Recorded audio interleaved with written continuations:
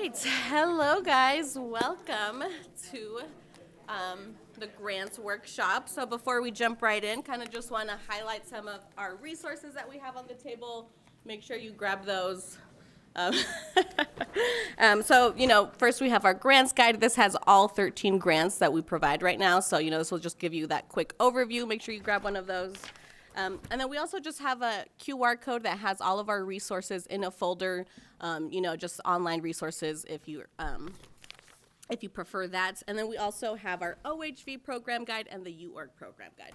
The RTP also has a program guide. It's just there's a QR code that you can scan over there. So make sure to grab all that you need at those tables. We are closing out with our this is our 13 out of 13 workshops. So we went all over the state. We did about 26 hours of presenting, talking to communities, and we traveled 1,608 miles throughout the whole state. So that was 27 hours, 37 minutes of driving. So we are committed to getting the word out on grants and making sure that the whole state knows about these grants so they can apply. I'm gonna just jump right in now. Okay. No tickets, no. So kind of just what we're going to talk about today. We're going to review our grant programs. Then we're going to go over like key dates, what's new. We have some new grants, some new policy changes. We also have some committee tips. We reached out to all of our committees and kind of just asked them what they prefer to see. So we'll be sharing that today. And then we'll kind of just do a quick review of our budgets and reimbursements. So. All right. Yes. So my name is Noemi Molina. I am the admin of the Utah Outdoor Recreation Grant. And then we also have Evan Beich, who's going to be speaking today on RTP and LWCF, some of our federal grants. We also have Rachel Toker, who's going to be talking today on OVER. And then Jorge Vasquez, he's been with us for most of the workshop, but he won't be here today. But he's over boating. And then we have Ashley Brown, who's our Every Kid Outdoors program specialist. So she'll be talking about our youth programming today. Okay, and so here we kind of just have just a little flow chart kind of just showing, if you don't know where to start, this is kind of a good little chart to kind of just show if you know what project you have in hand, just some of those grants that are available, so you can just follow that. But this is in our grants resource folder, so I know it's just a quick review, but this is available in that folder. So, and also in the UORG program guide as well. And then we also have this little eligibility sheet. So right here on this side, we kind of just have all the organizations. So whether you're a city, nonprofit, you can kind of just see which grants you are eligible for. And so, you can see that municipalities all across the board, they're good to apply to everything. So, this is also in the resource folder. Make sure to review this. It's a great place to start when you're thinking about which program you should apply for. All right, and then here we kind of just have the grants we're going to be talking about today, and kind of just those really important application dates. So like UORG, which encompasses the regional asset tier, tier 1, mini grant RRI, and CPR. That's going to open January 12th and will be closing March 13th. And then we have OVER. OVER actually has 2 funding cycles. That's going to open in January as well until March, and then the next cycle will be in the summer, July 15th to August 31st. And then we have boating. This is going to be the first year boating is going to come out. It's going to come out in the fall, September 1st, closing October 31st. And then we have RTP, our federal grant, opening February 14th to April 1st. And then LWCF, which is open now. And then ORPA is going to be opening April 15th to June 1st. So just some highlights there, some reminders.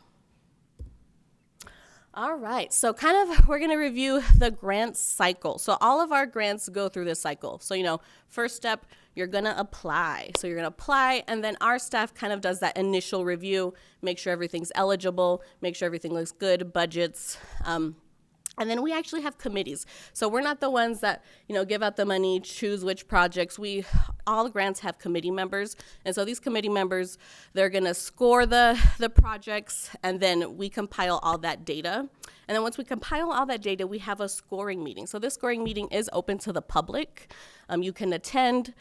You know, we have virtual and in-person options, and so this is just where the committee reviews each project, and they kind of just talk about what they liked, what didn't work. And then we get final approval. We get approval from our division director and then also from the department director. So once we get those approvals, that's when we get the okay to let everyone know. We do send emails to everyone, whether you are awarded or not, just so you know if you got that funding. And then once those emails get sent out, then we send out the contracts as well. So, yes. Will we know when the SOAR meetings are happening? Yeah, we do post those on our website, the public notice website, yeah, so. All right. What's that? No, go ahead. Do you notify the applicants? Yes, whether you are approved or denied, we always. About this scoring meeting time? Yeah, it is posted on our public notice website, so it's. Don't send an email. No, we don't send an email. Yeah, you'll just have to check. But usually that's like, at least for the Utah Outdoor Recreation Grants, that's usually like March, April, so, yeah. Sorry, will you share that website, please? I don't know it. Public services website. Yeah, is that just, I don't know we can share that with you. With posting the meetings, it's the public notice website. So it's the Utah Public Notice website. As a state entities, we have to post there. You can also find meeting minutes, recordings, etc. of our meetings as well. And it's usually going to be the end of April, first part of May for the Oh, that's right. Recreation Grant. I got that mixed up. And if you really want to know, you could probably email Melanie and she can let you know. Yeah, any of our admins really, and we're happy to let you know what that date is, yeah. And for future questions, can you please raise your hand so we can give you a microphone so it gets recorded so future listeners can hear the question as well? Thank you. We have them. We'll stand around with you, so we'll be ready for you. All right, so we're gonna dig into the nitty-gritty of what is the Utah Outdoor Recreation Grant. So kind of just some highlights. This last cycle, we had $43.5 million in requests. That was across 210 applications that were submitted this year. And it was actually the first time all 29 counties applied and were awarded funding. So that was a huge win for the program. You know, it really shows that we're dispersing those funds throughout the state. But the committee approved about $18 million across 84 projects for the state. So that's a total investment of $81 million in outdoor recreation. So the program is growing. So I'm going to talk about the first three tiers in the Utah Outdoor Recreation Grant. So it's going to be our regional asset tier, tier 1, and mini grant. So these kind of just include your classic outdoor recreation activities. So this will cover anything from camping, fishing, off-road, motorized activities. That does include UTVs, ATVs, rock climbing, shooting activities. But kind of just make it like this is not a comprehensive list. This is kind of just most of the time what we see applied through this project. But since it is a growing program, I really did just want to kind of highlight some key takeaways. So I might say this over and over again, but really try to focus on your plans and maps and your concept drawings that you submit in the application. Because, every once in a while we'll kind of just get like a Google screenshot with little drawings. That's like the absolute minimum you can submit. So please, if you can, try to get professional renderings. That always looks best. Also, establish partnerships, letters of support. Any community buy-in you can get, the better. So reach out to that resident, reach out to that nonprofit, state, whoever it is to really bolster the application. And something else I do want to mention is accessibility to all users and connectivity. So if you have a project that's connecting it to, a trails project to more trails or trails to a park, any connectivity you can add to the project, make sure you mention that because the committee does love to see that. So kind of just some key takeaways there. All right, and so all those three that I just talked about, that's going to be for new infrastructure. If you want to restore, repair, or update any infrastructure, you're going to apply to the Recreation Restoration Infrastructure Grant. So we call this the RRI. So it's kind of, those same activities there. It covers from trails, campgrounds, water recreation, also accessibility. We do have a couple of community members that really look at applications that go beyond your regular ADA compliances. But something I do want to really highlight with this grant program is it really needs to go beyond your annual maintenance projects. Those don't score very well if it's just something you need to keep up with. This is more for your bigger, major restoration projects, so kind of just keep that in mind. And something that will really make your application competitive is, same thing that I mentioned, always specific plans, locations of work, established partnerships, and then a really important one for this one is like a letter of support from the associated land manager. So whether you're working with federal, state, make sure they're part of that conversation, make sure they're know about this project, supporting the project, and they get that letter of support from them.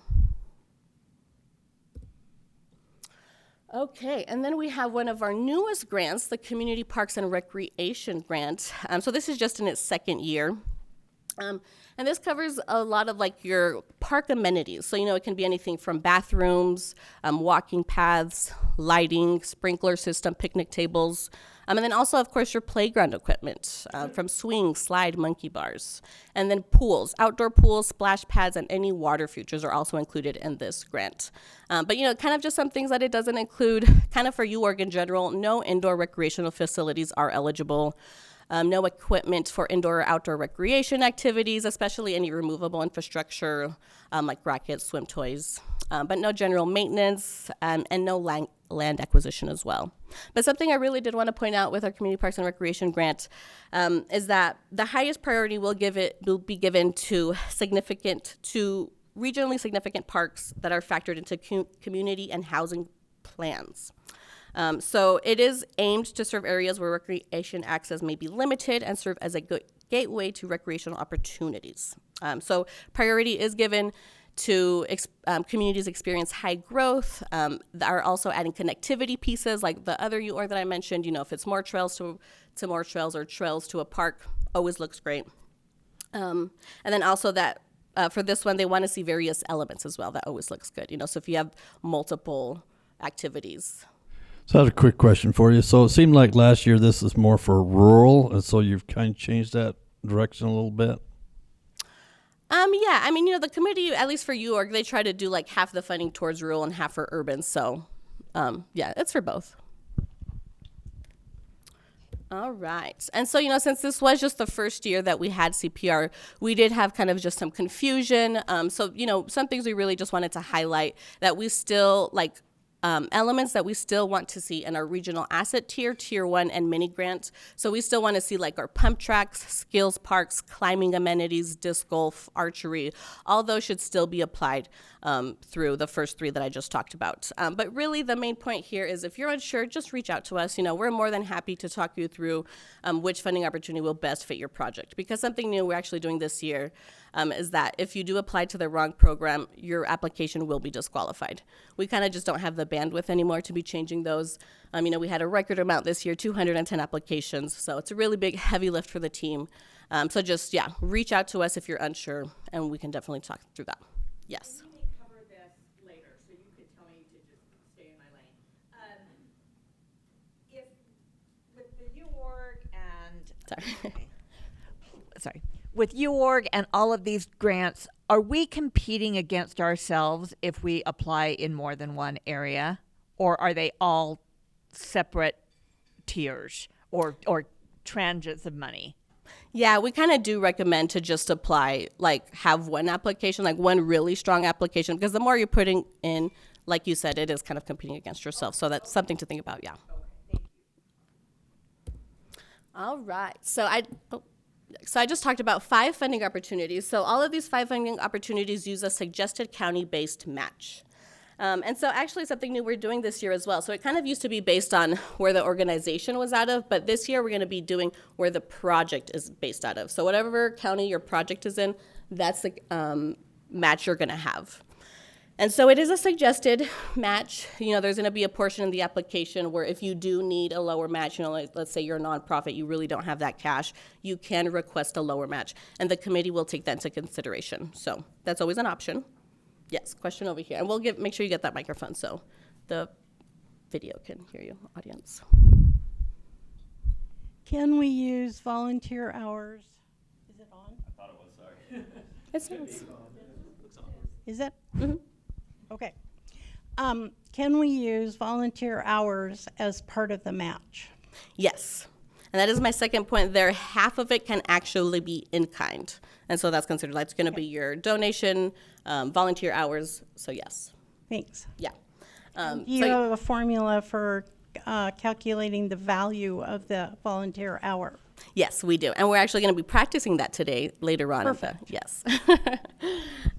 So yeah, half of that match can be cash, and half of it can be in kind. So it doesn't have to be, but like I mentioned, if you are strapped on cash, you can really leverage those volunteer times, those donations, and that can all go towards your match. And something that's kind of fairly new, so 25% of your match can actually go towards pre-build items. So usually, we do like to see shovel-ready projects for UORG, but let's say you have a design or a feasibility or engineering plan that you still need to pay for, that can go towards your match. So just 25% of that. But I do really want to mention, just make sure you have that contract in hand. Do not spend any funds before you have the contract, or we cannot reimburse it. So it has to be within the contract period to be eligible. So make sure you remember that.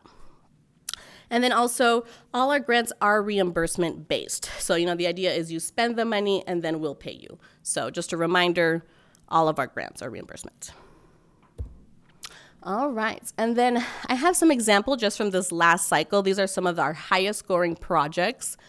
So for our first one, we had our regional asset tier. This was Nephi City. This was like their pump track Jamestown Park. So this was for like bicycles, skateboarders. But I included some committee comments here. And so, the committee really liked that it was the first bike park in Juab County, really diversifying, those activities in the area. And they had a lot of community support. So the committee loved to see that.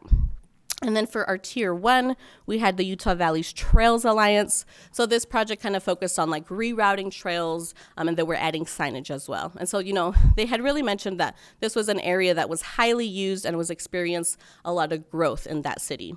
But the committee really liked that they had a lot of multi-agency collaboration and that it aligned with the master plan and it was professionally designed. The committee does like to see that it's aligned with the master plan. So if you do have a project, make sure to mention that. It kind of just shows that, it's been planned, you're putting in the work, and that the community needs it. And then for our mini grant, one of our highest going projects was the Park City Historical Society. So this was a really cool project. It was very unique. It's like a self-guided audio tour that you take of like 30 different historic mines in the area. And so the committee really liked that, it's a unique project that combines history and outdoor recreation, something you don't see too often. And there was a lot of good detail in there. So always provide as much detail as you can. All right, and then for our Recreation Restoration Infrastructure Grant, we had the USDA and Flaming Gorge. So this project kind of just focused on reconstruction, this boardwalk that you see there, and it was also gonna reconstruct some part of the trail that was affected by high water events. But what the committee really liked about this project was that it was highly used, it was needed for safety, it was a highly used area, so it was gonna impact a lot of users. And it was a shovel-ready project. They had their NEPA complete, so that was a huge plus. And then for the Community Parks and Recreation Grant, we had the Orderville Enterprise.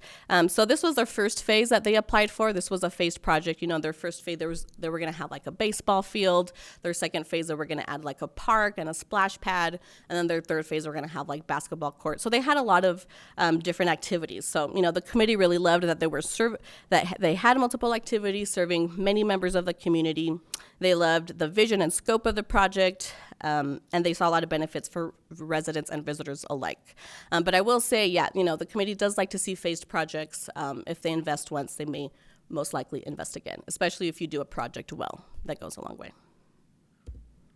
All right, so before I pass it over to Ashley to talk about youth engagement, do I have any questions on UORG? All right, I'll pass it over to Ashley.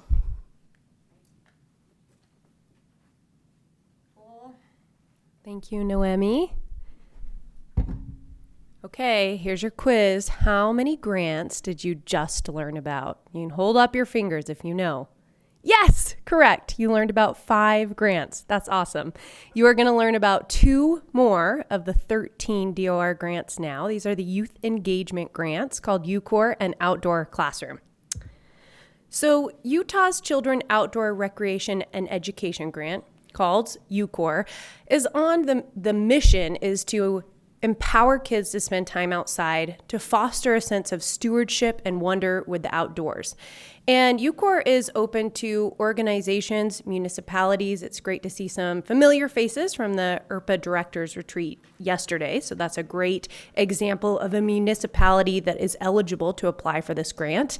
Counties can apply for this grant, tribal governments, and any educational institution.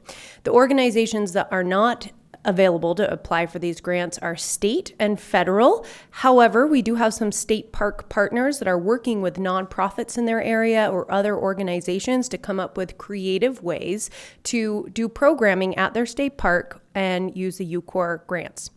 So the UCORE's mission is a little different than all of the other grants you've heard about so far. So far, the grants at the DOR are about creating infrastructure, trails, the actual physical experience to go outside, where UCORE is all about creating experiences for kids. And so thinking about wherever your region is in Utah, there's a lot of diversity in geography. And so UCORE really empowers the applicants to think about the geography where they live and how they can incorporate programming for kids in that area. And so it's about really getting creative to engaging kids in the community. And the purpose, of course, is to increase the capacity of organizations that bring youth into the outdoors to recreate and learn.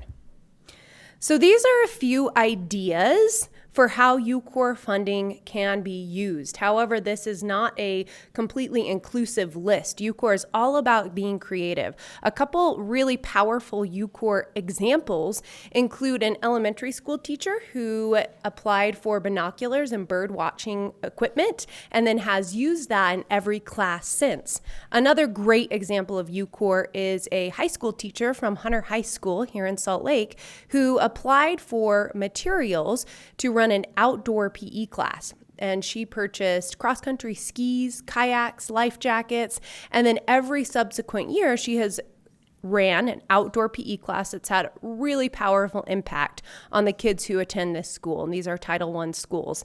This list, any of these types of activities can be used for UCORE funding. So of course, anything that has to do with trails, winter sports, water sports, outdoor adventures, nature discovery. However, really UCORE is about getting creative on how you're going to use the geography around you, how to partner with other organizations in your area, and the best way to bring kids outside, particularly kids who may not always have the experience to spend time outside. So thinking about eligible costs, one cool thing about UCORE is that you can use the funding to create a whole experience. And so that experience can look like thinking about transportation. Are there any educators in the room? Yeah, okay. So you might know that transportation is one of the largest hurdles to helping kids have a nature-based education experiences. So UCORE can be used for transportation. It can be used for lodging and meals for the kids who are participating in the activities. It can be used to really create a whole experience, including education materials. So one of the things that's important about UCORE is that this outdoor recreation takes place in Utah. So that's important. Another great thing is that UCORE can be used to help with the cost of a full-time or seasonal staff for the payroll, which is great. I've had some people who have mentioned to me, oh, we don't have somebody who can staff these programs or plan these programs, and that's a great use of using some of those funds. It can also be used for food for volunteers and program participants, which is great, and then scholarships. And actually incorporating scholarships into UCORE grants is a really good way to create a compelling grant. It can also be used for education materials, and thinking about that, it's a different use than marketing materials.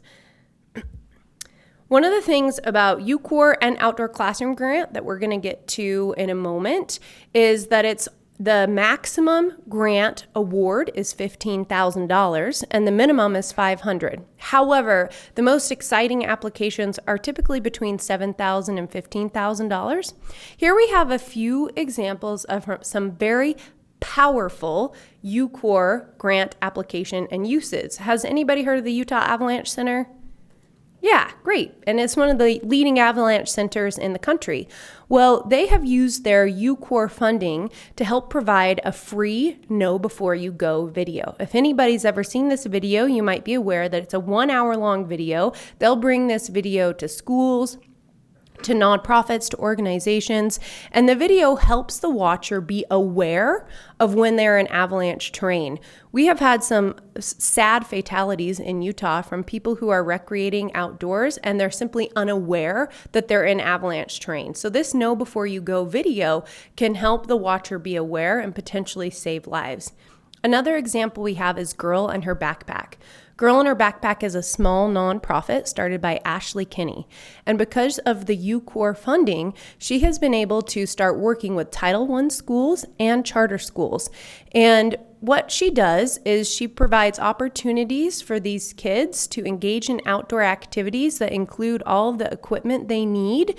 It begins with hiking outside and it builds into a backpacking trip. So it includes all the equipment they need and it also includes instruction. And it's been a really powerful impact on the kids she's working with. And then finally, we have an example of Wasatch Adaptive Sports. Is anybody familiar with that organization? Yeah, it's a really cool adaptive organization on the Wasatch Front, and they run their winter programming at Snowbird. We had the opportunity as a team to ski with the Wasatch Adaptive Sports at Snowbird last year. And I had the chance to ski with a child whose family has a whole legacy of skiing. His dad is a ski patroller at Snowbird. His brother is a big mountain skiing athlete. And he had never had the opportunity to ski before until he was able to do it with Wasatch Adaptive Sports. When I met his mom at the end of the day, she explained to me how, because of skiing with Wasatch Adaptive Sports, he felt like for the first time he was able to participate in their family legacy. And these are just a few examples of how powerful this UCORE funding can be. Yes, we have a question? Yes, you mentioned the development of the video in the first example. Is development of curriculum materials an eligible cost, or is the video something they had done already and the funds are just for like taking the video out and actually presenting it? Yes, so development of learning materials is an eligible cost. So that would be completely eligible. However, thinking if you're advertising the video in a newspaper, that wouldn't be an eligible cost. Does that make sense and answer your question? Awesome. You're welcome. Okay, so I'm going to tell you a little bit about another program I work on. And my colleague, Caroline Weiler, oversees the Youth Engagement Grant. So if you apply for UCORE or an outdoor classroom grant, you'll be working with Caroline. And I have the delightful experience of working on a program that relates to UCORE and outdoor classroom called Every Kid Outdoors. So I have a little sticker sheet here. There's some over by the resources. And our Every Kid Outdoors program, our first take we launched in 2025 is through this adventure challenge, which includes 15 themes and ways families can spend time outside. And we had really a lot of success as a division. We hosted 12 events throughout 2025, and the excitement from parents has been really great. We've had thousands of people pick up stickers. We've had over 500 register, and many of those have completed all 15 challenges.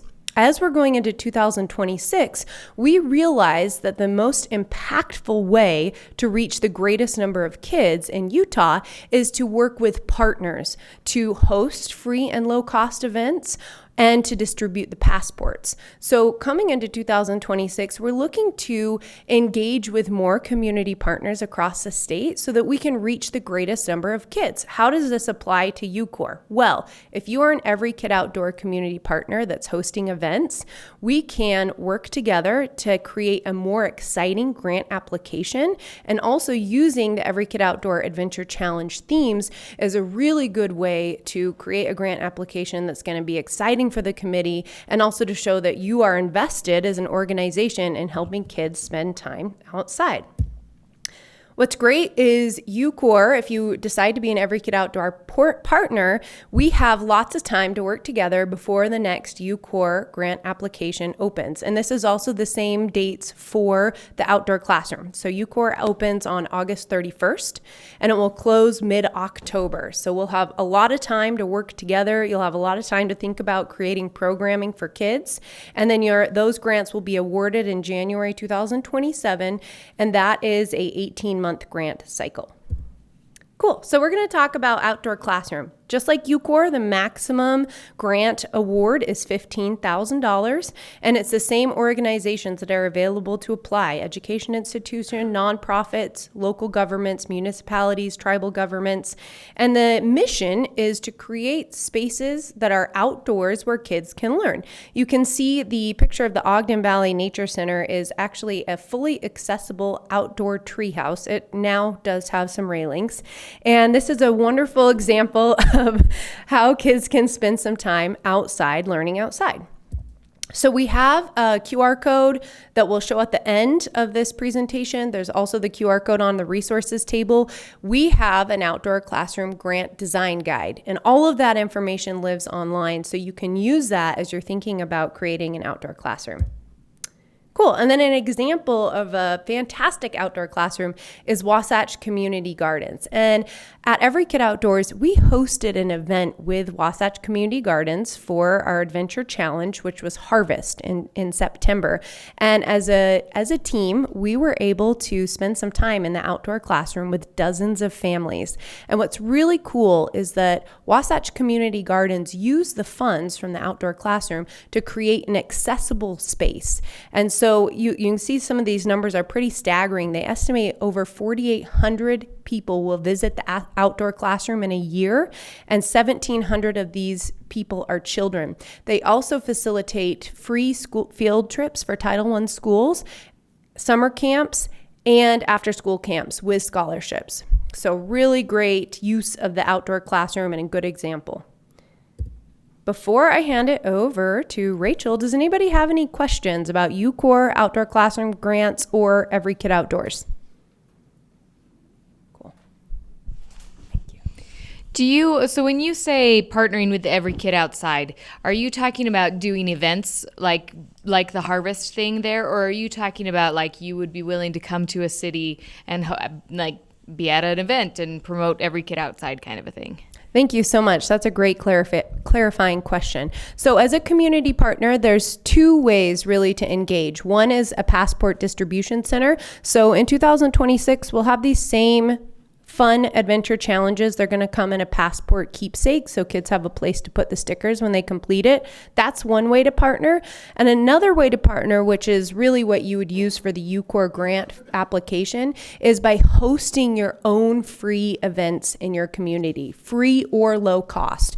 And so ideally, we're asking partners host about 4 a year. However, if you want to be a partner and hosting 4 isn't a reasonable goal, that's totally fine. We still want to partner, especially if you're thinking of, well, we can host 1 free event this year. However, if we apply for the UCORE funding and are awarded the grant, we'll be able to do, 4 the following year. Does that answer your question? Yes. Great. Okay, I think we have another one. Perfect. If we've already built an outdoor classroom using these funds, could we build another one? We have 3 in our master plan. That is awesome. What's your master plan? What organization are you with? I'm with the Dimpledale Preservation Community, and we are restoring a section of Dimpledale Regional Park. And our outdoor classroom that we built is in the Black Locust Grove portion. Great. And the next outdoor classroom that's planned is in the orchard. Oh, and wonderful. The first one faces west. The second one will face east so that artists can come and paint either the western view or the Wasatch Range. Wonderful. My inclination is yes. However, I want to look to, okay, I got a thumbs up from the person who really knows. So yes, absolutely. Thank you. You're welcome.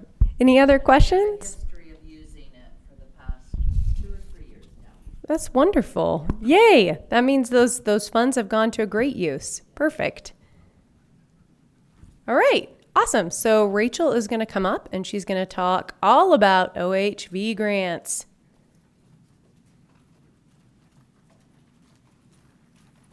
Hi everyone, thank you. Happy to be here today.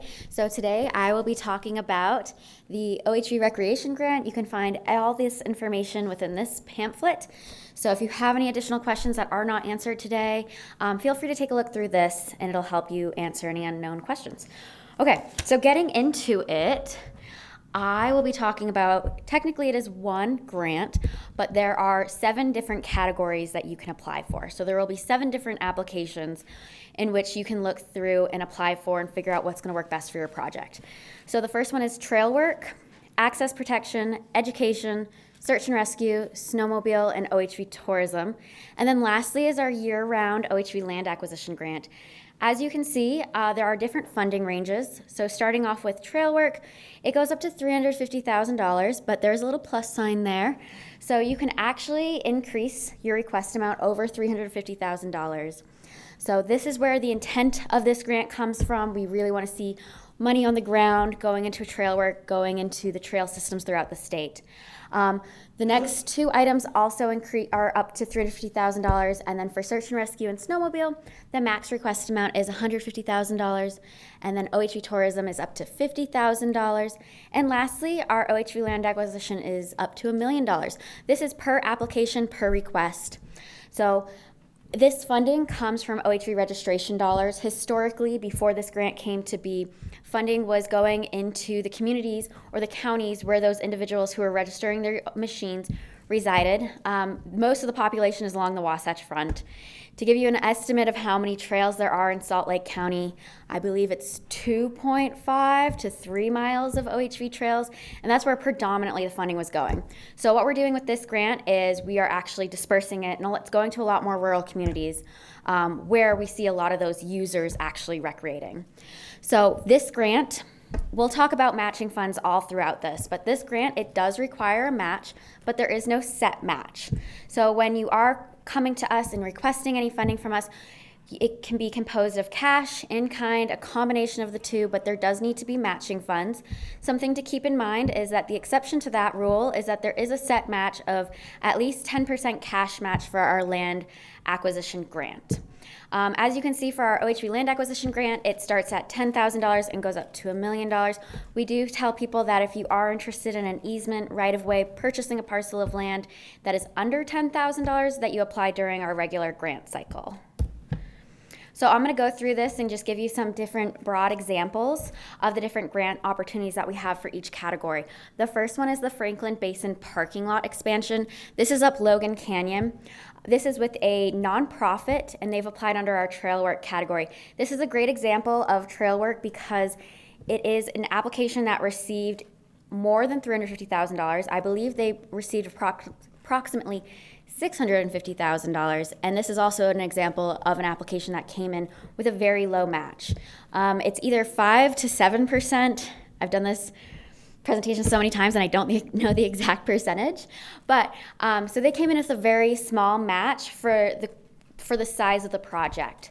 So this is also a lovely example because this is a staging area or a parking lot that in the winter months is predominantly used by motorized snowmobile users, but in the summer months it is a mix of multi-use. So whether it be hikers, bikers, off-roading, so again, it is multi-use, so it's motorized and non-motorized. So this grant, when you come to us, it doesn't just have to benefit the OHV community, it can be mixed use as well. Next is access protection. This is professionalizing the leadership of UPLA, which is the Utah Public Lands Alliance. This is, again, a nonprofit. They came to us for an executive director position. So what access protection can do, or what it's been doing, is trying to keep trails open. Whenever there be travel management plans, they write constructive comments, so on and so forth. They research the closures that are happening and get with different communities and help them to make comments that are valuable. So that's kind of what access protection is for. The next one is education. With the State Historic Preservation Office, this is a state organization, also known as SHPO. They came to us for a UTV and some OHV education material. So this is one of just many education projects that can be applied for under this grant, whether it be education material, it could be helmet programs, it could be educating youths or adults, it could be machines, trailers, those kind of things and equipment that will be utilized for all things education.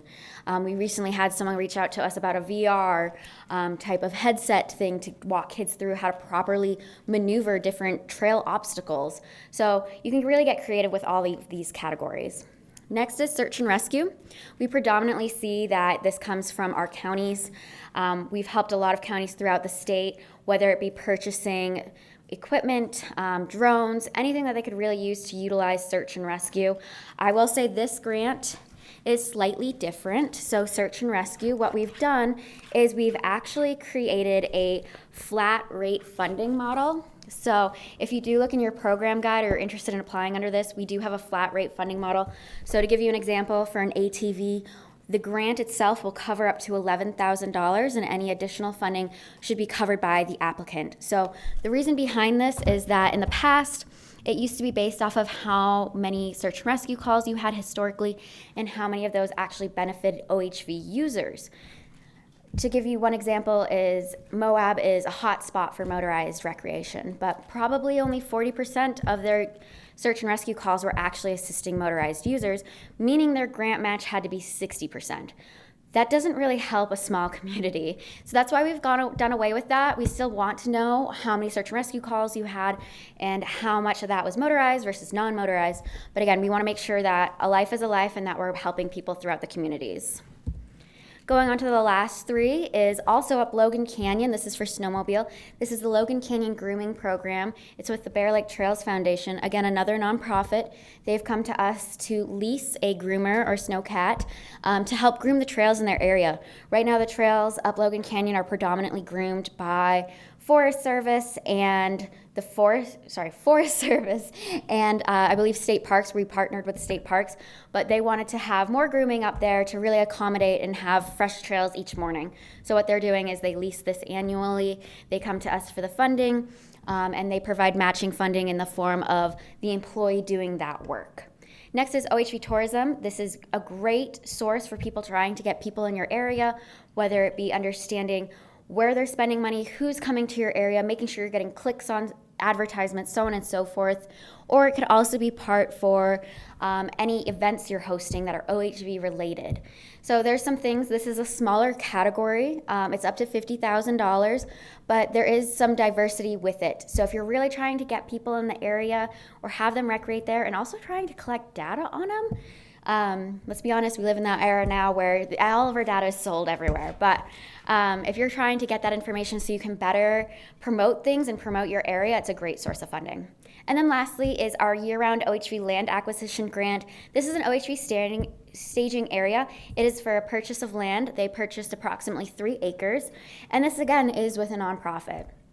So with this category, generally if you are a nonprofit applying for funding and you do purchase a parcel of land, we do have a clause within our contract that if you are awarded the funding, that should your nonprofit dissolve, that the county or the city will take over the property should your entity dissolve. So with this, it can be, again, for right-of-ways, easements, land purchases, and we keep it open year-round because the market, once it's on the market, it's usually off the market within a month. So we want to make sure that people can jump on that or at least get things under contract to make those purchases to help expand or advance their trail systems. So this one is for a staging area. They've purchased 3 acres of land, and now they're going to come back to us and develop it. On to the next one. So this grant has it's honestly, the eligibility opportunities are pretty endless. It's pretty limitless. If it relates to OHVs and it'll help benefit the OHV community, it's generally eligible. But to highlight some ineligible projects are employee benefits. This grant will pay for employees at an hourly rate. So under education, it could be for OHV tourism, trail work, whether it be trail crews or recreation management of that area. We'll pay for that portion of things, but we try not to get into the employee benefits, associated costs, overhead and indirect expenses, and then also volunteer compensation. We have a volunteer rate for the state of Utah that you'll see on all of your budgets, but once you get into paying volunteers, they technically turn into an employee. We will reimburse for fuel and for hotel expenses, but we try not to pay them outright. And then clothing, PPE, or uniforms are acceptable. And then food and water, again, things that do not directly benefit the OHV community. Next is transportation, whether it be plane tickets, car rentals, registered vehicles, insurance for employees, medical vehicle or projects, and then project scope, landscaping, Law enforcement, we understand that search and rescue and law enforcement generally go hand in hand, but we're on the recreation side. We try to make sure that we're just funding the law, not the law enforcement, that we're just funding the search and rescue side of things and not getting into law enforcement. We have an agency that does that already. Lobbying, political advocacy, non-motorized items and equipment, trail mapping of existing trails. And then other costs, promotional items. This is for OHV tourism. We don't want to get into the swag or grab bags, but obviously for education materials, we are more than willing to help fund those items. Sales tax, shipping and handling, and then grant management / administration related to grant writing, compiling documentation for reimbursements and closeouts. Again, this does not include project management. It's mostly just grant management that we do not want to pay for. Okay, lastly, this is our overview. So we're a little bit different. In 2026, we have 2 different grant cycles. So a lot of our grants that we just discussed are opening in the months of January. So let's say it's a little bit overwhelming, you're applying for different grants. Well, we have a secondary opportunity in July as well. So our January one is from January 15th through March 2nd. And then later on in the year, we have July 15th through August 31st. And then eligible-wise, it is state, federal, municipalities, county, tribal, and Utah OHV nonprofits. And currently, our funding available is technically $3.5 to $4 million annually. But should the governor's budget pass, we will have that increase up to $6 million. So we'll be looking for some bigger projects if that funding does increase. So start thinking about things and feel free to reach out to me if you have any questions. Yeah, go ahead. Oh, hold on. Awesome, thanks. Just curious, why is it just Utah OHV nonprofits and not nonprofits that are doing OHV work? So it's because generally when they created this, they wanted to make sure that it would be OHV nonprofits that have an understanding, know the communities, giving back to the communities. We've had it with, generally if it states within their mission statement that it has motorized usage, it's technically eligible. So we are trying to broaden that because it does limit to, like, for an example, like Utah, especially like that side of it, it limits us where ACE can't apply, those kind of things. So we are trying to broaden that. It's just a legislative change. So, yeah. Any other questions? With the 2 grant cycles, is the funding available split evenly between them, or could a majority of the funds be allocated in the first cycle? It could predominantly be allocated in the first cycle, given if there's big projects that people are requesting. We do try to take into consideration that people might be waiting to apply, so we try not to go more than 3/4 of it going out, and kind of keep it at that half mark. But it really just depends on how many requests we receive and the requested funding and how fundamental those projects will be for the community. Awesome. And then one other one, can we apply for benefited employees if we'll cover the benefits and just, okay, thank you. Yeah, that's a great way to come up with cash funding or matching towards your project is in the form of benefits. Okay, well, I'm going to pass this off to Noemi, who will be covering for Jorge. Thank you.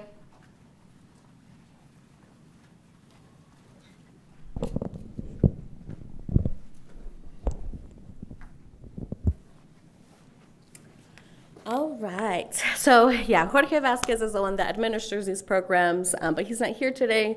But we're just going to quickly review the 3 grants that we have in boating. So this first one is the Utah Boating Recreation Grant. This is going to be the state grant. Eligible entities for this one is going to be the Water Conservancy District. So this one's kind of special in that way that it covers the Water Conservancy Districts, not the other grants don't. So kind of something to look at there. But state agencies, counties, municipalities, they can all apply to this. So this is a new grant. You know, it hasn't come out yet. It's going to come out for the first time this fall. So we don't have any like examples, but you know, kind of just some things to kind of get the ball rolling, or you know, wheels turning as far as like what you can apply for. You know, this can cover anything from construction and repair of publicly owned boating facilities, resource protections of waterway shorelines, you know, coming from erosion.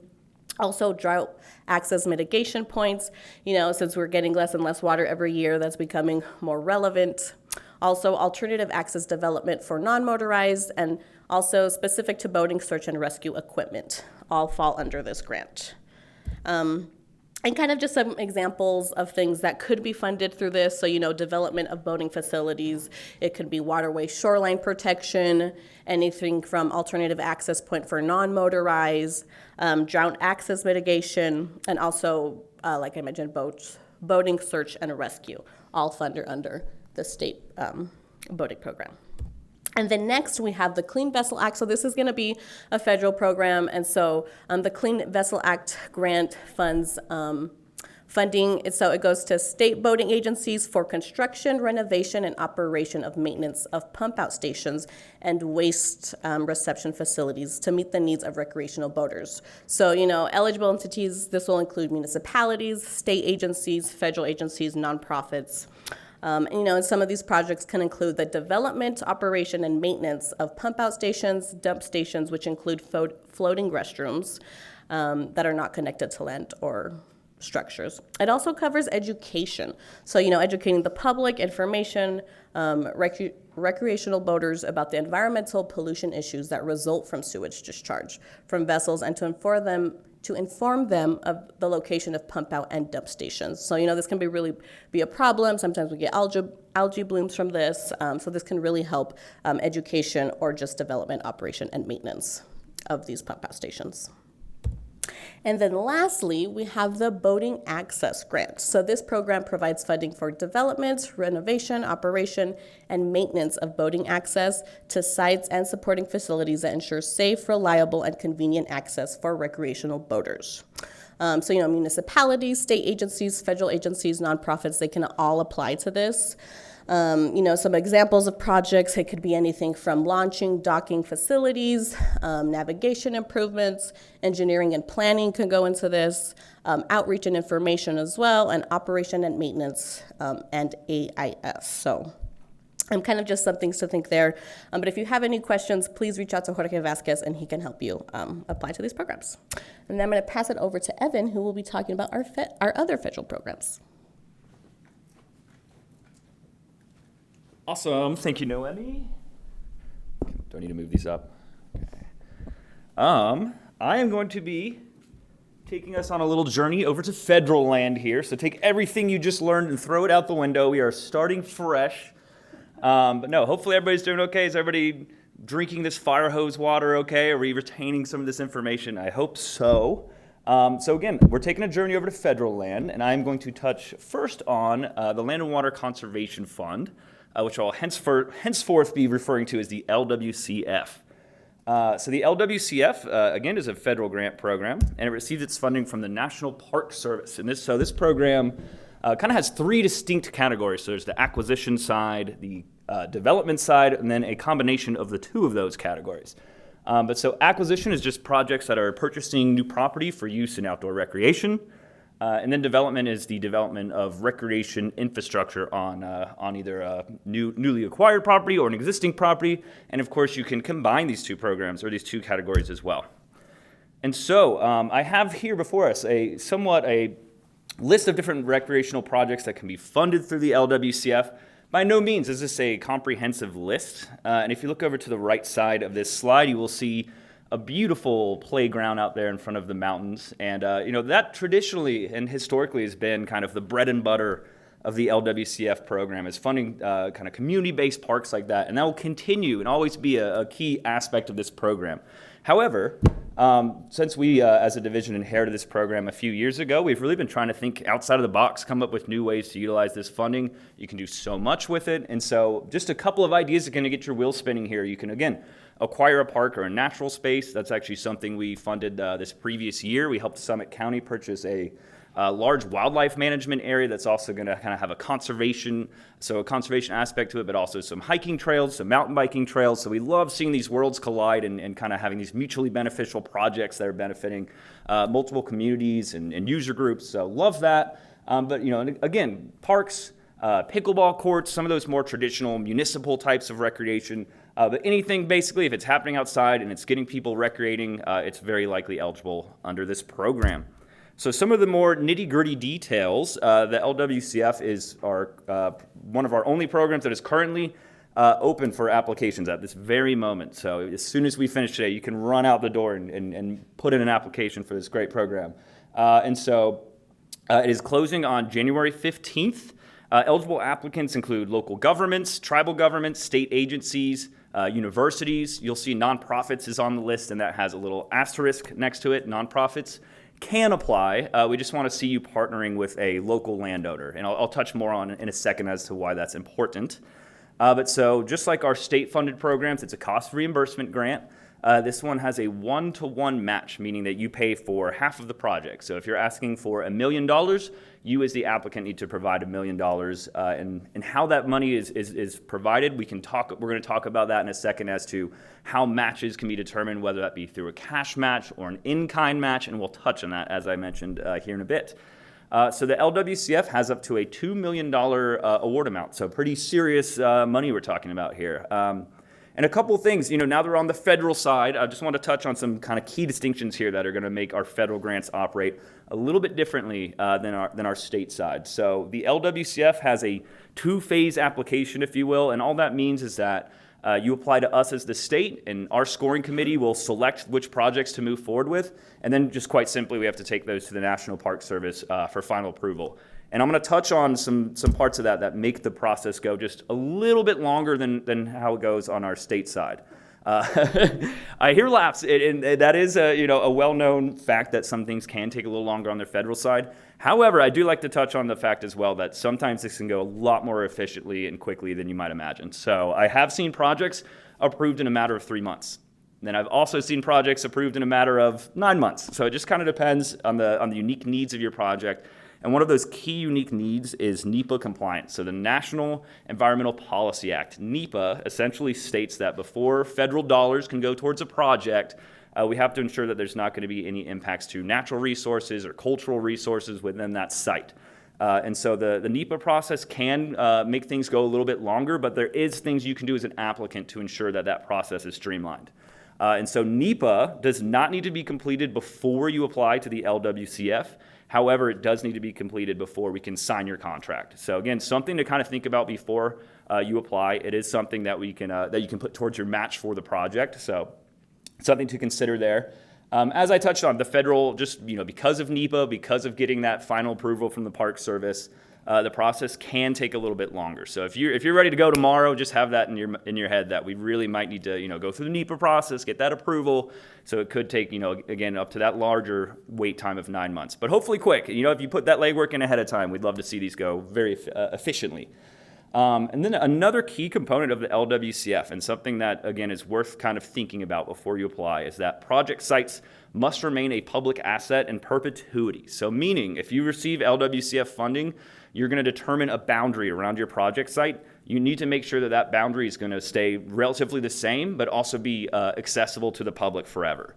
And so we've had LWCF as a state. We've been receiving this funding since the 60s. So we have over 500 LWCF sites throughout the state of Utah.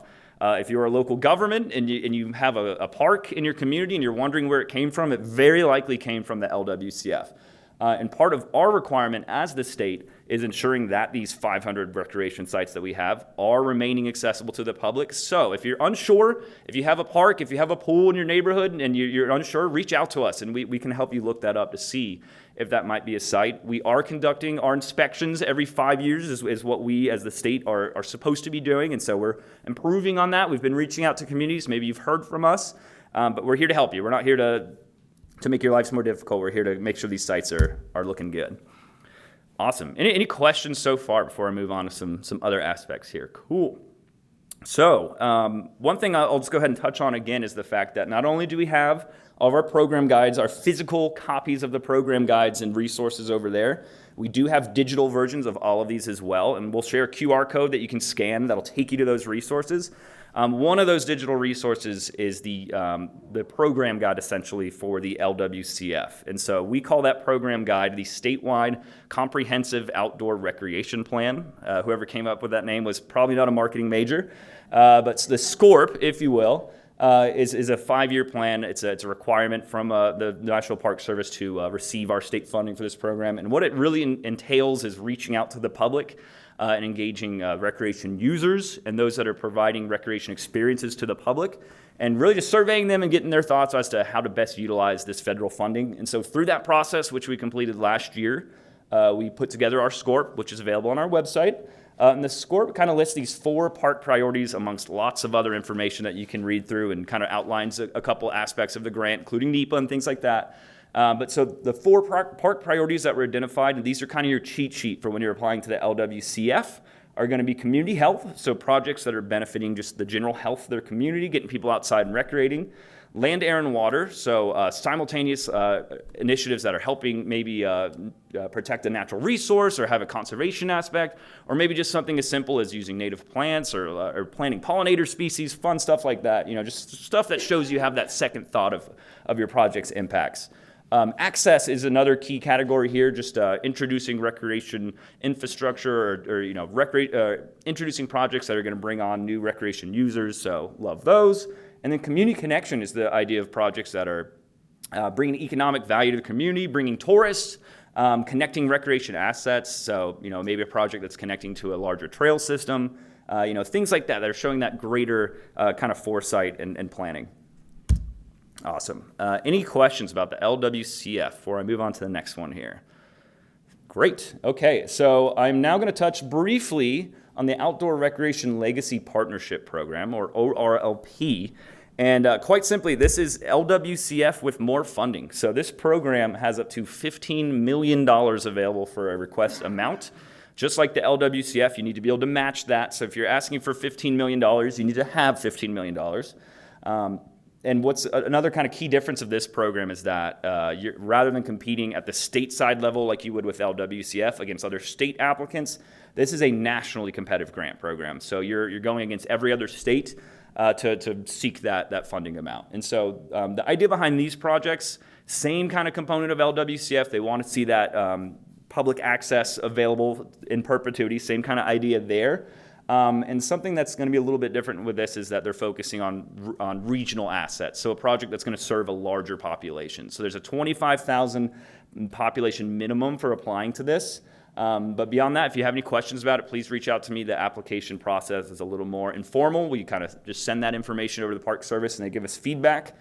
So let me know if you're interested and I can help you out. Repeat that population minimum. 25,000. And so that can be either your local, city, or that could be a county. There's some creativity that can be involved there. So. And might this be applicable to purchasing water shares or certs for what is now a seasonal stream to have year-round water access? Sure. So the question, just so we get on the recording, was asking about purchasing water rights for a region, and I'm going to have to check on that. I'm going to have to get you some information there. I think that could be a little more complex as far as ensuring that public access and perpetuity, but happy to discuss that with you. Here, let me hand you the microphone here. Rachel's got you. Yes. Could you repeat the words that go with the letters in ORLP? Yeah, it's a lot. We are going to have a test, an alphabet test after this for all these acronyms. So it is the Outdoor it is the Outdoor Recreation Legacy Partnership Program. Should be another P. All right. Any other questions about that program? Okay. All right, we're leaving the National Park Service and we are heading over to the Federal Highway Administration. And so they provide funding, and this is a really cool program here. This is the Recreational Trails Program, the RTP. So the RTP provides funding for the development and maintenance of motorized and non-motorized trail projects. And this is a really cool grant. It's not a ton of funding like some of these other programs we've discussed, but the impacts of this program, even at this kind of smaller dollar amount, are just really cool to see, really diverse throughout the state. We've really seen some unique projects and some impactful projects through this program. So, and I'll give you a few examples of those. So again, there's 2 categories within the RTP. There's the motorized side and the non-motorized category. Those are actually 2 distinct categories that are scored separately by separate scoring committees. You can actually apply to both. And so when we're talking about RTP categories, some of those categories are going to be development and maintenance of trails is kind of the bread and butter of the program. So development of trails or development of trailside facilities, even things like signage, kiosks. And then something that's unique about this program is it can really fund a lot of the aspects that some of our stateside programs don't quite have the ability to fund, such as equipment. So you can purchase maintenance equipment, or lease maintenance equipment, grooming equipment, construction equipment. And this is a key use that a lot of our federal partners have relied on. Nonprofits throughout the state have been able to purchase mini X's and backhoes, things like that, to get their trailside projects completed. And then something that's also really flexible about this program is not only is it funding infrastructure and equipment, but also education initiatives. So projects that are providing educational publications or programming can be funded through the RTP. And then even acquisitions, so acquisition of easements or outright purchase of a property or trail can be funded through the RTP. Cool, and I'm gonna touch on some specific examples. So one cool project, and I think you hear trail, you often kind of think about a hiking trail or a mountain biking project, but there's a wide variety of trail types that can be funded through this. One of those would be vertical trails, so climbing routes. One project that was completed or is actually currently in progress this last year is the Indian Creek Climbing Conservation Initiative. This project was funded through the Access Fund, which is a nationwide climbing advocacy group. They've done some really cool work down in the Indian Creek area, which is just south of Canyonlands Needles District. If you're familiar with the area, it's a very popular climbing area, but it also happens to be an area that's really rich with cultural resources. And so there's kind of been some conflicts between those two groups, and what this program has been aiming at doing, what this project has been aiming at doing, is really educating climbers, bringing some of those stakeholders to the table, including local tribes, the State Historic Preservation Office, and climbing groups, and just educating users and trying to find productive pathways forward to reduce those impacts on cultural resources and ensure climbers are doing their part. And also through that project, of course, they funded some hardware replacement, some route rerouting of trails. So some great work happening there. Another partner we've worked extensively with most years, and I heard them brought up earlier, is the Utah Avalanche Center. And so one recent project with them was the Trail Conditions Reporting Project. This was an initiative that was basically a text message system that you could opt into based on your region and receive text message updates about the backcountry conditions before you go out and ski, before you go out and snowmobile. So projects that are literally protecting lives, saving lives, love to see that funded through the program. So user safety is a big initiative that we tend to fund. And then these last two, I'd just like to touch on the fact that paved trails can be funded through the RTP. And then I also just like to re-highlight the fact that motorized projects can be funded through the RTP. That is a historically less utilized funding category. In fact, last year I think we only had about 6 applications for that. So something to keep in mind, it's a little bit of a less competitive route. We do have our state funding programs for off-highway vehicles, which are great. Encourage you to apply to those, but there's also the RTP. Cool, nitty-gritty stuff. So the RTP has kind of one of the more generous cost shares of our grant programs. There's a 20% sponsor match.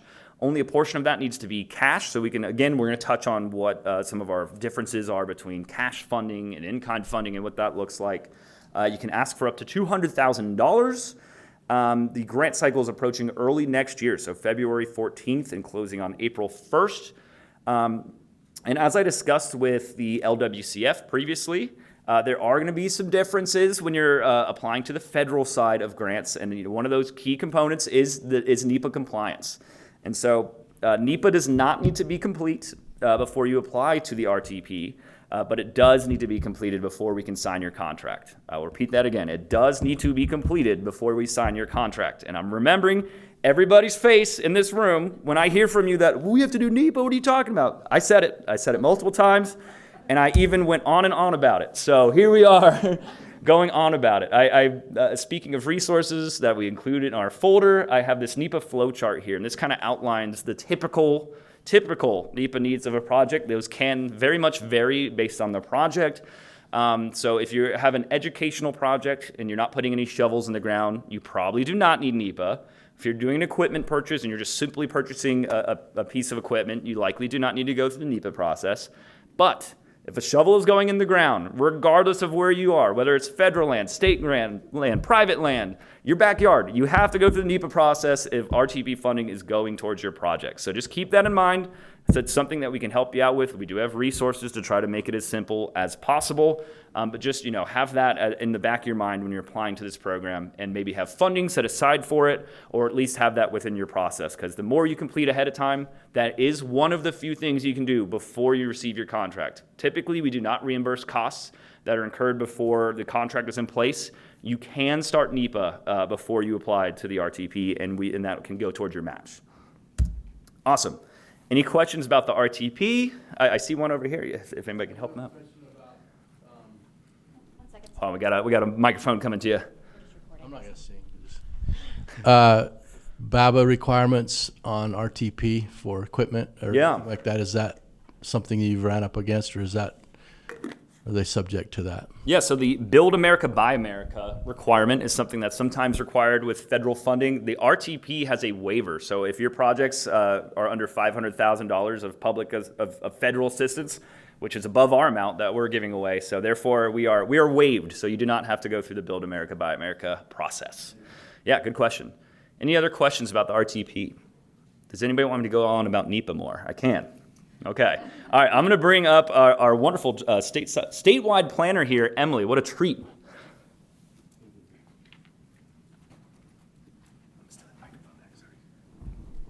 Thanks, Evan. Speaking of NEPA, just kidding.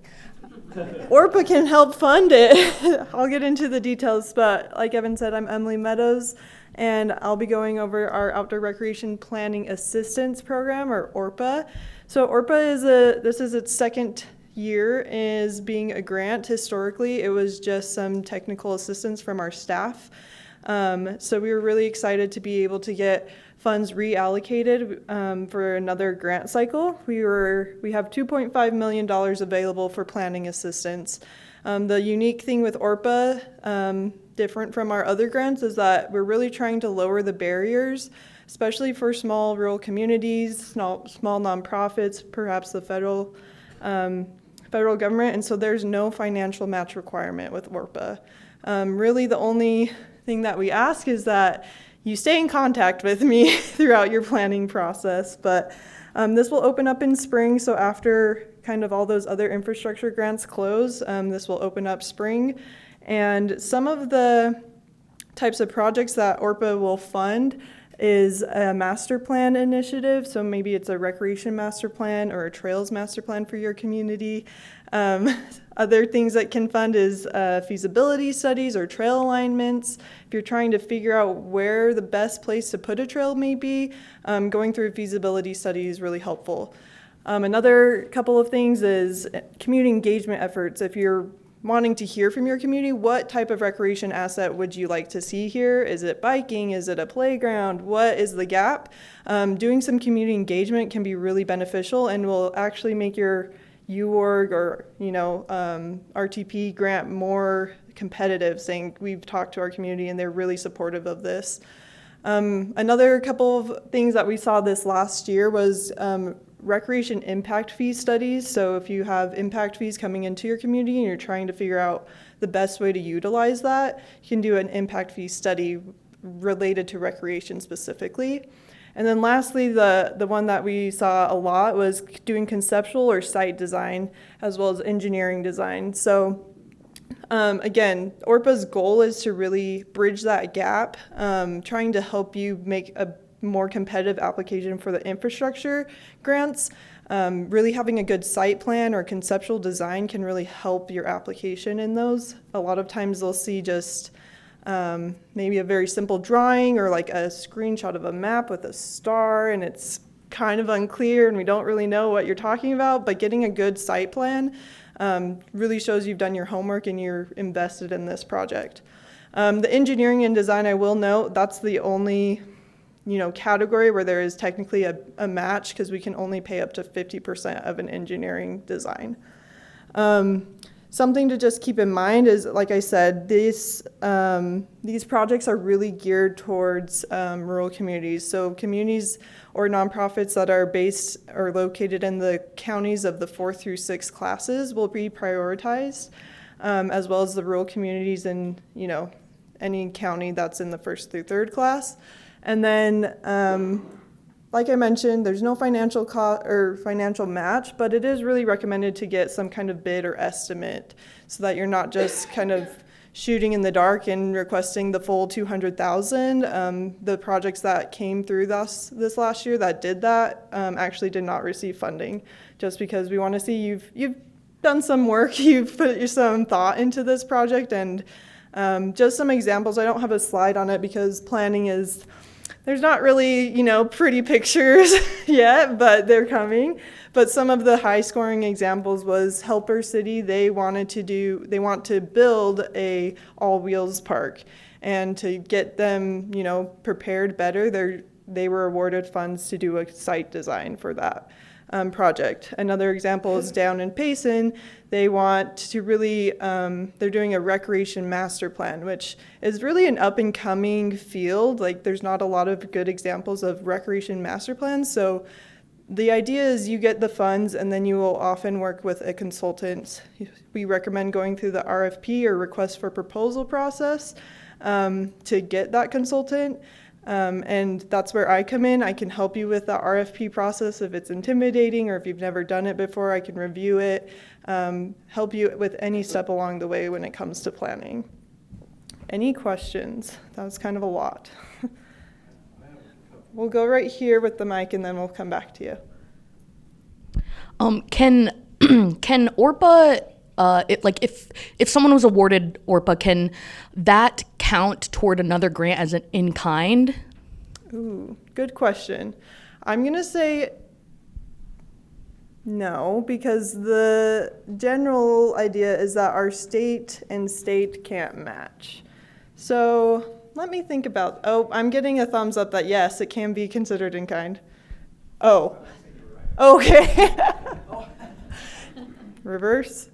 So no, it can't be, because we're trying to, our state dollars and state dollars can no longer match unless you're using UDOT, which is a totally different Department of Transportation.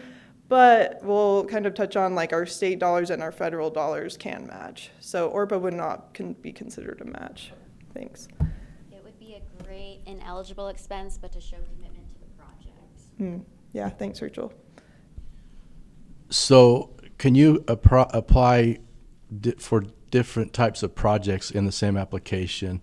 If you want to do a master plan, but you know that there's probably going to be a project come out of that, and maybe some conceptual design, site design on the heels of that, can you do that in one application? Yeah, great question.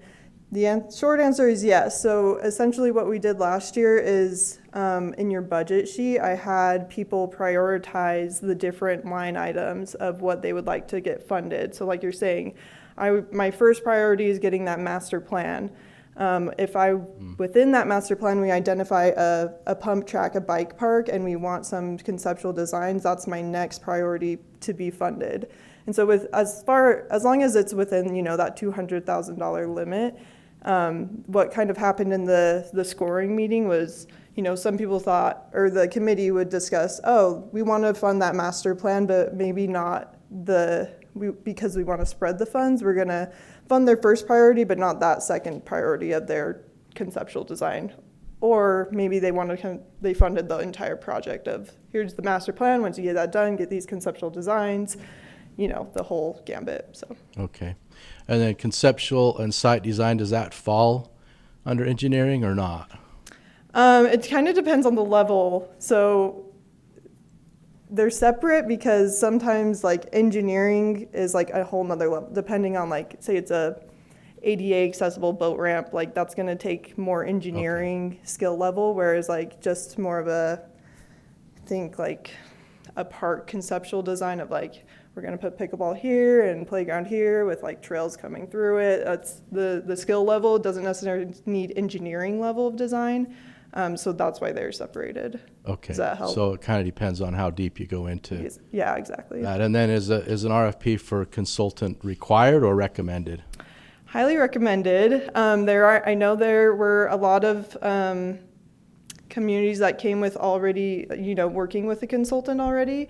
And so while we recommend going through the RFP process, sometimes it is easier to just work with the consultant who's been helping you along the way already. So it's kind of just our best practice here at the state, and so we recommend it. And with this dollar amount, it is considered like a small purchase, so the minimum is going to like getting 3 different proposals and reviewing them and then selecting the best one. Great question. If you have more questions, like we said, more resources are online, but yeah, we are here to help with the planning stuff. I'll just touch on this briefly. We have 4 regional trail crews here at the Division of Outdoor Rec. They're based here in Salt Lake City, Richfield, Cedar City, and Moab. They do amazing work across the state on our trails, and there's just some stats there for you to, over 500 miles of trail work was completed, both on motorized and non-motorized trails, and they were able to leverage over 400 hours, volunteer hours for them to work together to maintain our trails. The eligible entities that are, able to utilize these trail crews are pretty much anyone. All you have to do is, and this is a completely free resource, so all you have to do is fill out this interest form. You kind of describe your project, and the supervisors or the trail crew leads, they'll contact you and get you in their schedule. The thing to note is that they primarily focus on trail maintenance, not necessarily building new trails, while that's kind of what our other grants are for, to, build new infrastructure. But if you have more questions, go to our website, check it out, and reach out to them.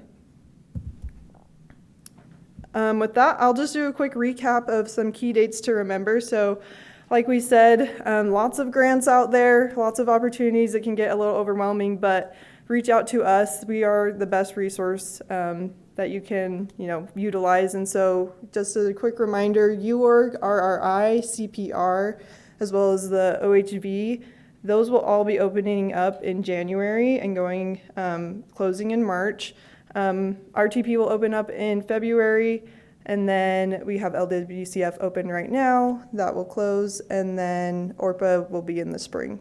And then another reminder that OHV has its summer fall cycle, so that will open up in July as well. Another thing that we really want to hit home is just to take advantage of our early staff review. So this is simply once you've got your application pretty fleshed out. If you want us to review that, we request that you make that request at least 2 weeks before the deadline, so we can look over it, look at your budget, make sure everything is the best that it can be before it goes before the review committee. And yeah, we're happy to do that. That's why we're here. You have a question in the back.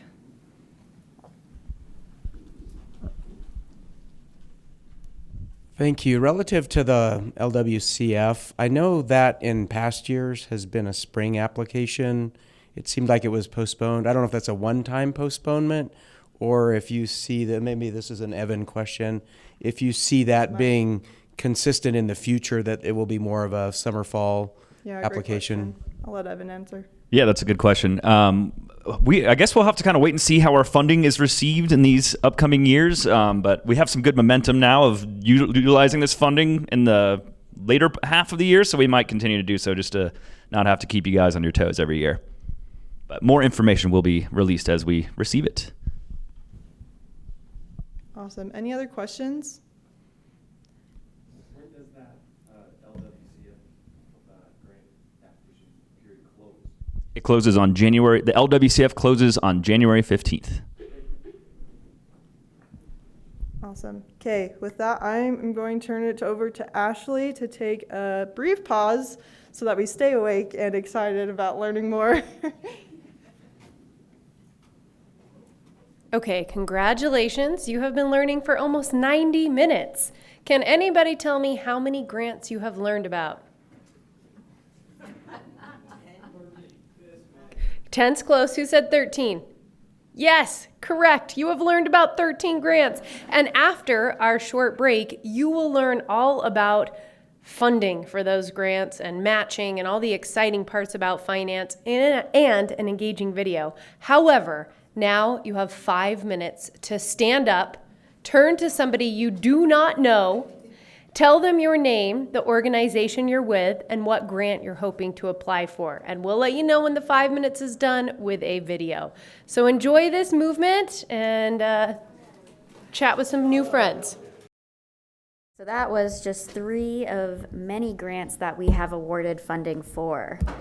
So getting back into all things grants, this is going to be a recap of what's going to be new in 2026. So some new policy items is that if you're applying and your application is submitted in the wrong program, you will be required to resubmit the following year. As we grow, as we receive more and more applications, our capacity to have people reapply after the closing date, it's starting to become a little bit overwhelming.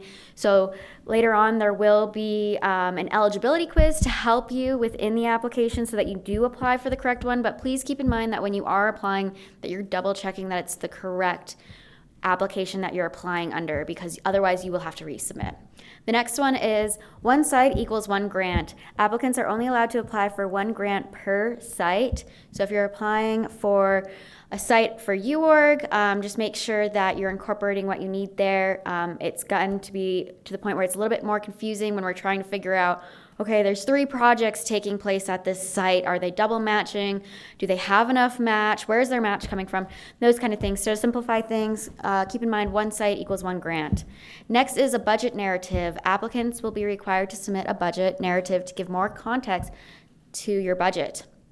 And a conflict of interest form. So let's say your cousin owns a lumber shop and you're going to get a discount through them. That's great. We love to see money going further, but it's just something that we need to be made aware of. Or if you or someone that is close to you, like your partner, is on a committee that will be scoring this, we need to be made aware. And another new policy is AI use declaration. AI, some of us love it, some of us hate it. It can be a great, useful tool, but we do want to see it be more organic. It's very easy to tell when AI has been used and that people haven't really put in the thought and the effort behind it. They've just had computers do it.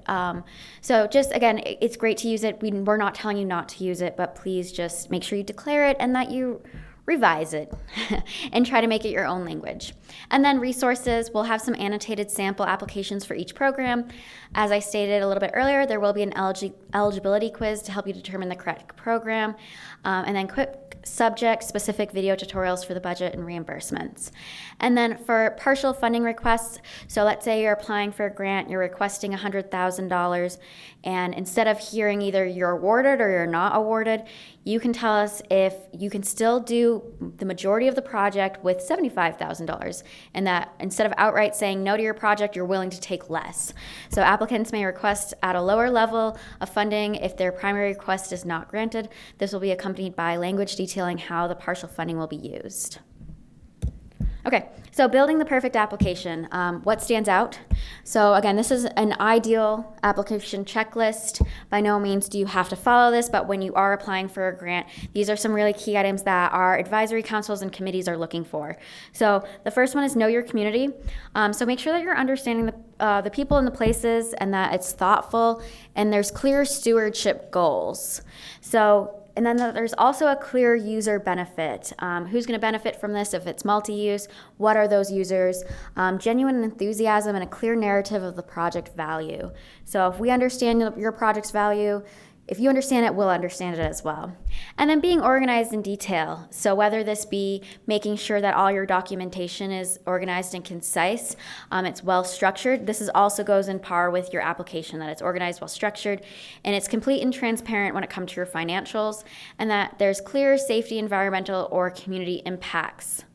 And then strong visuals. I know Emily touched on that a lot of times we will see a map of Utah and sometimes maybe the county's colored in or there's a big dot on the map. Making sure that you're kind of utilizing resources, so quality photos, maps, and renderings. If you do need assistance with that, please don't hesitate to reach out. We do have some GIS in our division that can probably help with this. So especially if you're struggling with it, because it really does tell the story of the projects. And then program alignment, make sure that you meet the grant specific priorities. So when you are applying for a grant that you're aware of what those priorities are. And then includes multi-users or underdeserved populations and what those benefits will be. And then strong partnerships. If you have active community partners that are invested and they are collaboratively involved, that goes a long way to show that the project, it has that backing. And then that it aligns with your local needs. And then lastly, broad public benefit. So if it improves access, safety, or user experiences, and that there's going to be a long-term value for the community. All right, I will not go into all of these just because we have 15 minutes left and it's kind of just a lot of words on the screen. But we reached out to our committee members and we asked them for some tips for our applicants. Again, all of this resources can be scanned. There will be a QR code at the end. One that we really like to touch on is if applicants, and again, AI use is totally fine. It's just knowing how to use it. If the applicant has to use AI to show how the project benefits the community, I don't feel the applicant is enthusiastic enough and the project likely isn't that much of a benefit. It should be genuine and organic. So this is just one of many inputs from our council and committee members. Please look through this when you do have a chance and just kind of take into consideration what they've said when you're applying. Okay, so I'm going to get into Grants Made Easy. We're going to go through budgets, reimbursements, and more. So this is going to be all budgets. So when you're applying, here are just some defining terms. So when you're looking at whether it be within your application or within your budget, these are what these different terms mean. So we have applicant, partner, match, which we'll get into a little bit later, some eligible costs, ineligible costs, cash, in kind, again, we'll get into that later. Understanding what pre-build costs, your total project cost, and total ineligible project costs. But I really do want to highlight contingency. This is something that all of our grants offer as an opportunity, is that you can apply and request a 10% contingency for the requested funding amount. We're seeing a lot of price increases, whether it be tariffs or just general cost increases going up.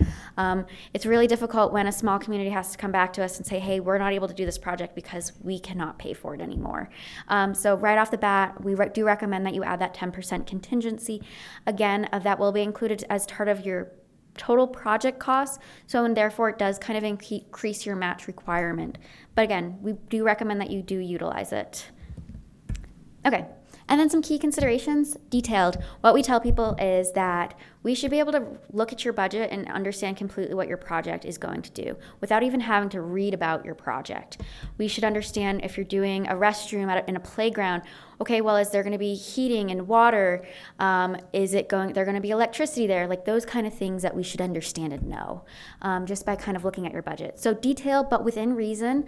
And then match requirement. All of our different grants have different match requirements. Making sure that your match requirement is met. We'll get into budgets very shortly, but we do have a little thing on there to help you, guide you on this. And then understanding your eligible and ineligible costs. So reviewing each line item for its eligibility. Eligible items vary by grant. So if you're unsure, please reach out to us. We're a great resource. And then work already completed. Only items that have not been completed or paid for should be on the budget. Work already completed is ineligible. However, it can be listed in the total ineligible project costs, which we'll talk about shortly. And then cash and in-kind, knowing the difference between the two, pretty much if it has a receipt, then it's probably cash, and if it does not have a receipt, then it's likely in-kind. Okay, I'm gonna do a walkthrough to the UORG, Utah Outdoor Recreation Grant budget. So a lot of you have seen this. This is generally what we base all of our budgets off of. So this is the cash overview. So there's gonna be 5 sections to this budget. So the first one is an overview. This is where you put how much funding from each partner, from us, how much you're requesting. So the first line in orange is how much you're requesting from the grant, if you have it secured or the ideal date of secured, and then how much. The next one is the applicant cash match, so the applying organization. Again, if you have any other grants that are considered cash, this is a great way to say that you've already secured the funding under date secured. And then that amount. And then adding any partner cash matches. So something to note in this is that on the first page, up in the right-hand corner in that green box, it says qualified for UORG match. If that is red, you have not qualified based off of the information that you've put in your budget. Okay, so moving on. So we just did an overview of your cash match. Well, now this is an overview of your in-kind match. Again, you list out your applicant in-kind match and then all of your partners in-kind match. The source, the date secured, the in-kind value, and then the total cost. So list all of it. The partners should be listed individually and group all of your in-kind into one row. So now, this is step 2. Oh. Is it on?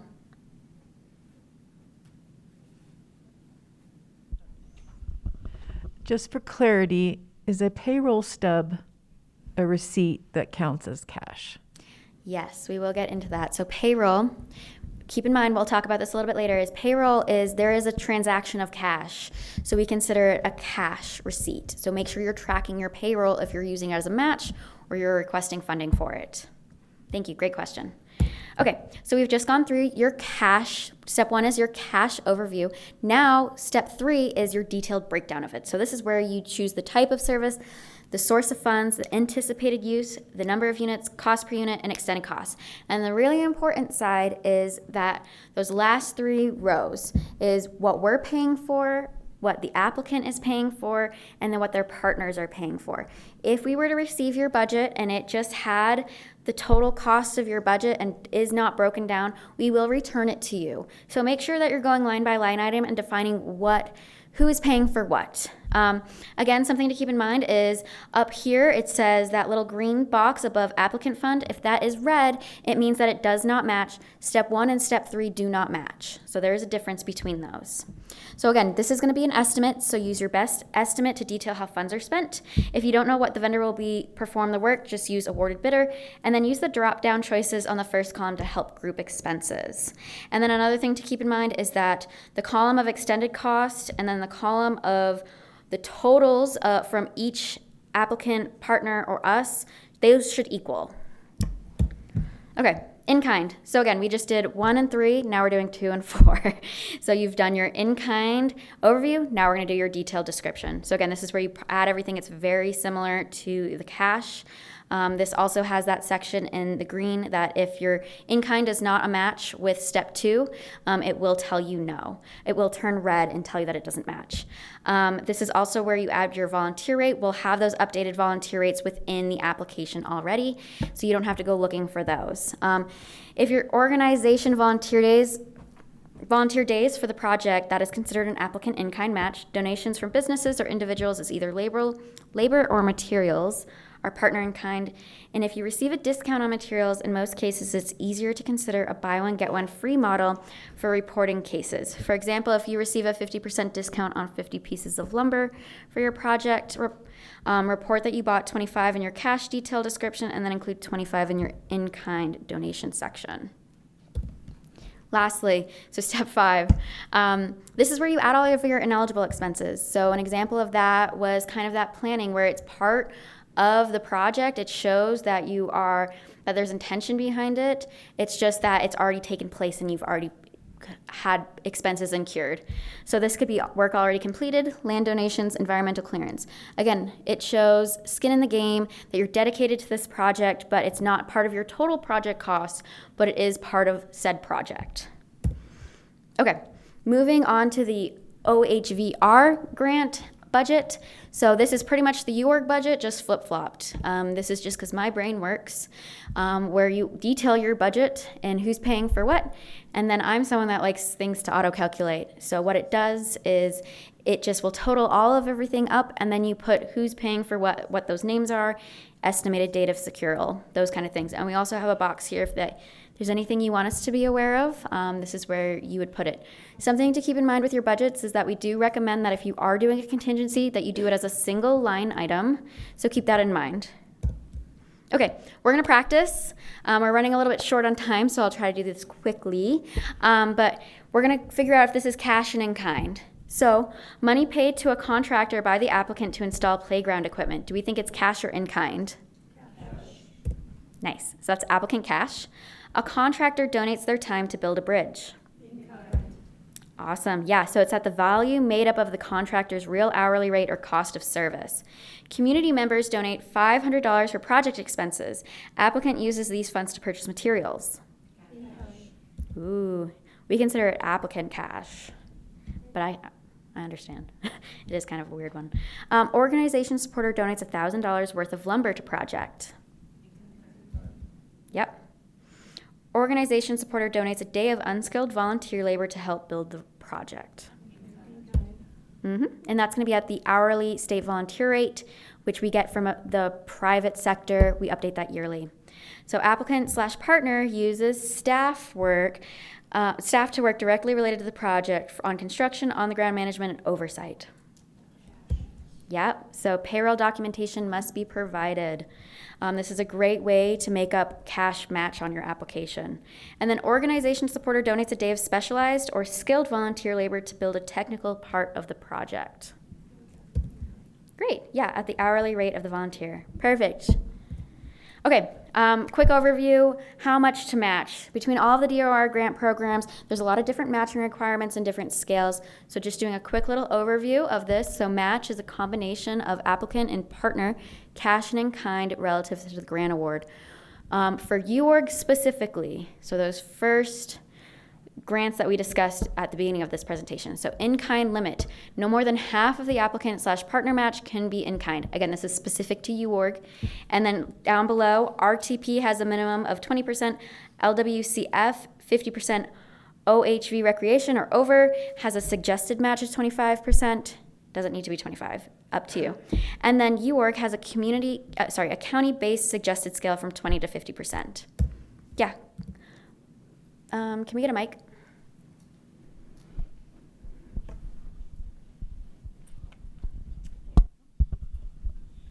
I'm backing up to the previous slide. Yeah. So the bottom one says the organization supporter donates a day of specialized or skilled volunteer labor. But if that organization is donating their employees' time, then wouldn't the in-kind amount be the salary paid to that employee? What are our thoughts? Yeah. So I understand your confusion on it because we do say in-kind, but then we say real hourly rate, but then we have volunteer. So yeah, it's still volunteer labor. So organization supporter of the volunteer labor. So like, let's say it's the organization, but there's someone volunteering within the organization that isn't on their payroll. Is that? I'm thinking the contractor donates his employees' labor. If the contractor donates their employee labor, it's employee hours, but if they're volunteering, so let's say they're unpaid at this point, right, it would be volunteer work. No, that part I understood, but the employee may earn way more than a volunteer. Yeah. Again, it's going to be dependent on the organization and what their volunteers want to do. Because again, let's say it's just an organization and they have supporters that aren't on their payroll. That's generally what we're talking about here. Okay. Yeah. Thanks. No problem. Thank you. Okay, I'm going to call up on Emily. She's going to walk you through a little match and math. Okay, this is going to be speed math because we are running short on time, but we do want to just go over this formula because it can help you figure out what is my match and what am I expected to pay. So we're going to start at the step 1, your grant request amount. You'll divide that by the DOR match percentage. Again, Rachel mentioned all these grants have different match percentages, but that number is going to give, or that formula is going to give you an adjusted total project cost. When you have that adjusted total project cost, you'll multiply it by the applicant match percentage. And we'll practice this really quick. So this will give you the total applicant match amount. And then as we said, if you divide that by 2, then you can know, okay, what's my maximum amount of in-kind a match allowed versus, or you could call it the minimum cash required. So let's just do this first applicant A example. Bring out your phones. Maybe you have a calculator in your pocket or a watch. Maybe you don't want to do it by hand, but so we're going to take this applicant A example. There's a $300,000 request. I'm going to do it with you all. So we do $300,000. We are going to divide that by the DOR share. So in this example, it's 80%. So divided by 0.8. And then we will multiply that number by the applicant match rate, which is the 20%. So if someone is brave and wants to share, and then you can divide it by 2 to get those numbers. Anyone have an answer? It's 240,000 Good. And then you said divide that by what? And then you multiply it by the 20%. Okay, so 480. And then we would divide it by, yep. She's doing math in her, oh, I must have done mad math as well. Okay, good, you did good math. I'm gonna just redo it really quick. Divide by the DOR share. Okay, yes, 375 is the number you get initially, and then you multiply that by 0.2 is the 75,000. Dividing it in half is 37. I don't know, our brains were on the same wavelength, but this is a really useful formula. It is in the UORG program guides. So if you're just if you need help, we can go through it together and learn together. Just as a quick show of hands, does anyone have a reimbursement or like a current grant right now? They're trying to do reimbursements. Okay. Not too many, so I'll just briefly touch on this, but essentially once you get your grant and you're working through your project, we run on reimbursement. And so there's a couple ways that you can get your money. If you really do need upfront funding, we do offer that. You're only able to receive 25% of your total award at a time. Once you've spent all that money, you can do another upfront funding request. Another way to get your money is through a partial reimbursement. So say you're not completely done with your project, but you do need to get some funds back in your account. You can do a partial reimbursement at any point in your your contract period. So that's just simply requesting, you can request up to 75% of the total award. Yes. Is this on all of the grants? There are nuances. So typically, yes, is the short answer. Yeah, 25%. Like I said, like ORPA, there's some nuances because I know planning, you might need some upfront funding at a higher amount. But anyway, we'll keep it simple. If you have specific questions, you can come find us. And then finally, the final reimbursement, once you've completed your entire project and you're finishing out that final reimbursement. The thing I want to hit home here, this is just a picture of the upfront funding request. Some things that we would need is, the needs statement, the invoices of the amount, just so that we know you're not just giving us random numbers, but you have invoices saying this is why I need the money up front. A timeline, we hope that you'll spend that money within 3 months, and then you can, like I mentioned, do another upfront funding request. This is what the reimbursement form would look like once you get to that point. The thing that I want to hit home is just keep the biggest tip that we get from people who've been successful with our grants and do the reimbursement process. If you can have a ledger, whether it's ours or your own Excel spreadsheet, just start tracking your expenses from the very beginning. The more organized it is, the better and easier it is on our end as well. So essentially you'll have a line item for every expense. You should have a receipt or a bank statement or a proof of payment that's associated with that line item. So it can be just really simple and really easy. You can see at the top is kind of those cash expenses, and then at the bottom is the in-kind expenses. We do have other spreadsheets, resources that you can use to track your in-kind, like your volunteer hours. If you need to use, we're happy to provide those just so you can easily track those as they come in rather than waiting to the very end of your project and trying to think backwards. So this is just kind of those big tips of, use a ledger, make sure your figures add up, make sure all those expenses are taking place within the contract period, make sure you're including that documentation and that the match is being met.